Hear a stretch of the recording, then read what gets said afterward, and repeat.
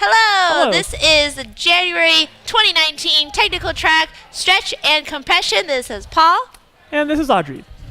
Okay, so we are focusing on stretch, specifically out of a whole list of things on the movement and the redirection part of it. Useful for energy efficiency, it's useful for better communication, it's useful for aesthetics, it's useful for energy conservation, and for some safety and higher dynamic dancing. So those are all the reasons that we can do stretch and compression, and out of all of the different focuses of it, we're going to focus on just the flow and redirection for this class.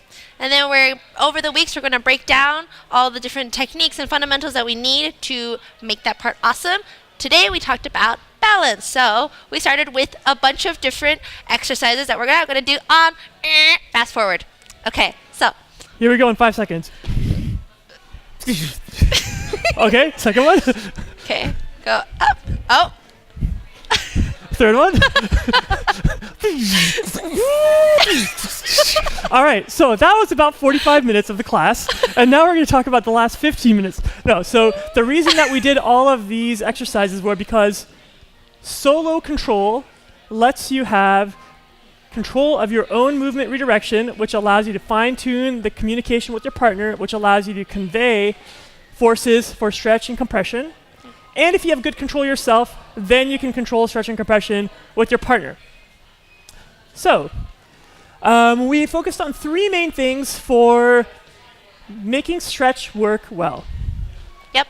So one is your frame, which we talked about is our connection here, and namely that the input that we get to our hands should be the same input that we get to our hips. One exercise that we showed is it's super easy and stable to move a partner, like with their hips, and really all the frame is a way to get that force through to move your center as efficiently as possible. Yeah. And then we talked about the body positioning. So specifically, again, our hips, our center of mass is going to move in order to create said stretch, as opposed to leaning or pulling. One other thing we said is if this helps you to connect it to how you were thinking about solo movement, when you stay on the balls of your feet for solo movement, which you talked about, if you try and stay on the balls of your feet during compression and stretch, you will also have the best control. So that should be your goal as a partner dancer. Yep. And lastly, we create stretch, you could do it through wishful thinking, but better through movement. So we showed 2 exercises, and they're very similar, but they exercise different things. First one was a 4-count pass by 4 steps. Go, shoot, and step, step, shoot. We Step, said we can step, rock shoot, step if you want to. You step, can do things with your other hoop, foot that are different. The whole shoot. point is that you're And using that movement to create the stretch at the end. You are not compressing. So watch how we can actually disengage in the middle, catch, hoo, hoo, ah, okay.